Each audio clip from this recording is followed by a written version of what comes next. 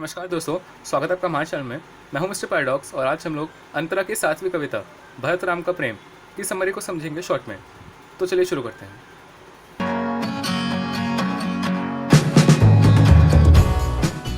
कविता के कवि हैं तुलसीदास, जिनका जन्म 1532 यानी 1532 में हुआ था।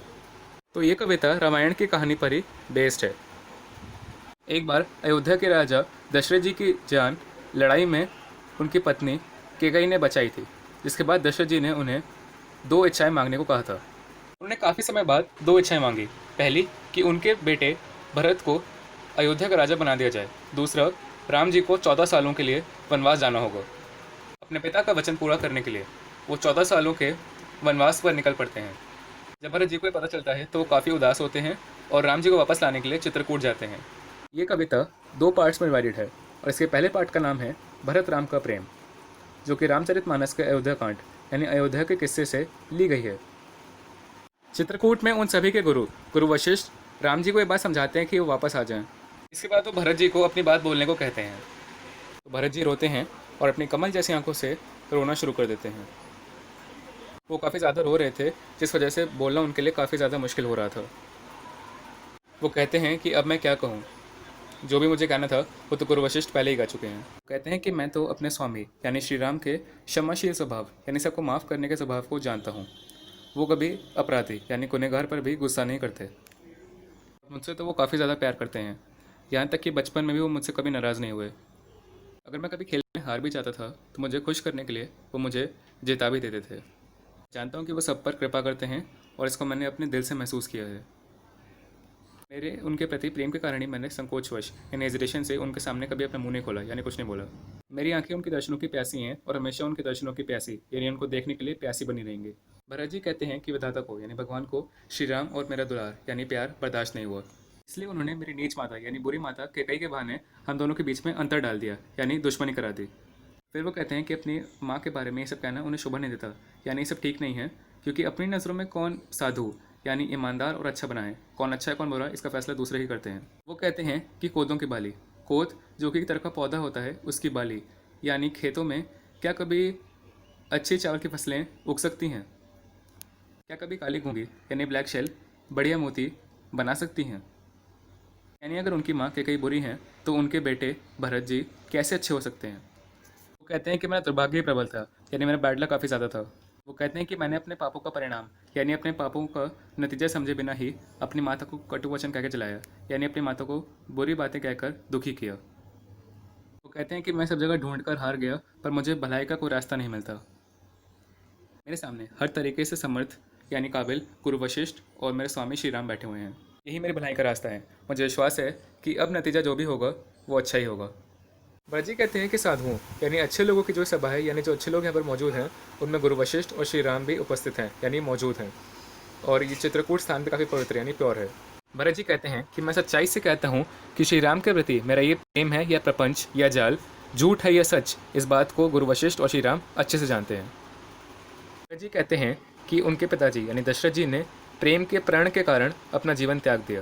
प्रेम के प्रण यानी वो श्री राम जी से पूरी सच्चाई के साथ प्यार करते थे, इसलिए उनके जाने के बाद वो काफ़ी उदास हो गए और इसी वजह से उन्होंने अपना जीवन त्याग दिया यानी वो गुजर गए। भरत जी कहते हैं कि उनकी माँ की कुबुद्धि का चक्र चला यानी उनका बुरा दिमाग चला, जिस वजह से श्री राम को वनवास जाना पड़ा।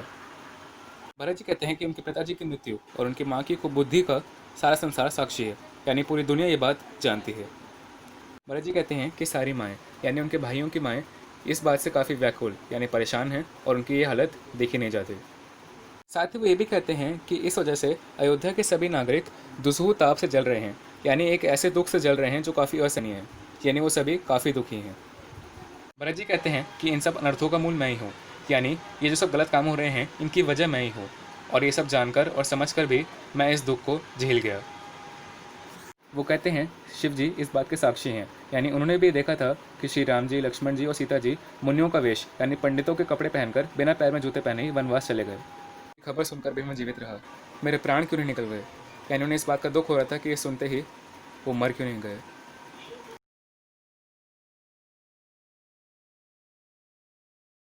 फिर भरत जी कहते हैं कि निषाद राज का निश्चल प्रेम देखकर भी उनके वज्र के जैसे कठोर दिल में छेद नहीं हुआ, यानी वो फटा नहीं।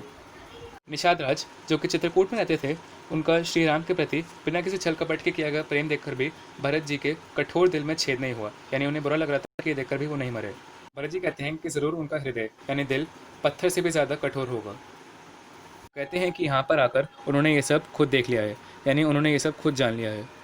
भरत जी कहते हैं कि जिन श्री राम को देखकर रास्ते के सांप और बिच्छू भी अपना जहर और गुस्सा छोड़ देते हैं, यानी अपना बुरा व्यवहार और गुस्सा छोड़ देते हैं, इतने अच्छे श्री राम जी, सीता जी और लक्ष्मण जी मेरी माँ कैकेयी को दुश्मन लगते हैं, यानी यह भरत उन्हें सांपों और बिच्छुओं से भी ज़्यादा खतरनाक बता रहे हैं। तो भाग्य यानी भगवान भला उस कैकेयी के बेटे भरत को छोड़कर सबसे ज़्यादा दुख और किसे देगा, यानी नतीजे में भगवान भरत जी को ही सबसे ज़्यादा दुख देगा। हालांकि भरत जी काफ़ी कोशिश करते हैं कि श्री राम जी वापस लौट आएँ, मगर अपने पिताजी का वादा पूरा करने के लिए श्री राम जी वनवास के लिए चले जाते हैं। कहानी के दूसरे पार्ट का नाम है पद, जिसका मतलब होता है पैराग्राफ। ये तुलसीदास जी की कविता गीतावली से ली गई है। जब राम जी वनवास चले जाते हैं तो उनकी माँ कौशल्या को उनकी याद आती है, जिस वजह से वो उनके बचपन की जूतियों और धनुष बाणों को अपने दिल और आंखों से लगा लेती हैं। कभी कभी तो ये भी भूल जाती हैं कि श्री राम जी यहाँ नहीं हैं और वनवास के लिए जा चुके हैं, जिस वजह से उनके कमरे में आकर उन्हें नींद से जगाने आती हैं। कहती हैं कि उठो पुत्र, मैं तुम्हारे मुख पर बलिहारी जाती हूँ, यानी मुझे तुम्हारा प्यारा चेहरा काफ़ी पसंद है। अपने भाइयों को बुला लो और तुम्हारा जो मन में आए वो खा लो। कहती हैं कि तुम्हारे छोटे भाई और तुम्हारे सारे दोस्त दरवाजे पर तुम्हारा इंतज़ार कर रहे हैं।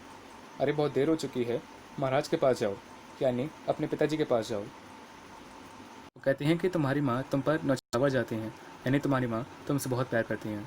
लेकिन जब उन्हें याद आता है कि उनके बेटे श्री राम तो यहाँ पर नहीं हैं और वनवास के लिए जा चुके हैं, तो बिल्कुल किसी चित्र यानी पिक्चर की तरह बिना किसी मूवमेंट के खड़ी हो जाती हैं।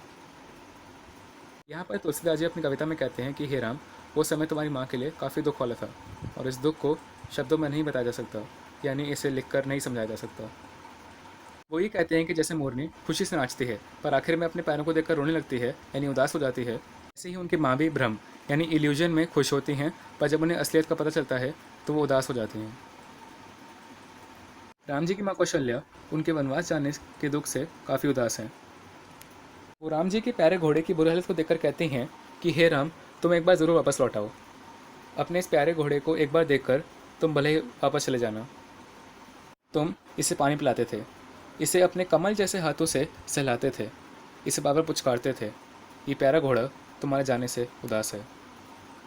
ये तुम्हारे बिना ज़िंदा क्यों रहे, यानी तुम्हारे जाने के इस दुख में वो ज़िंदा कैसे रहेगा।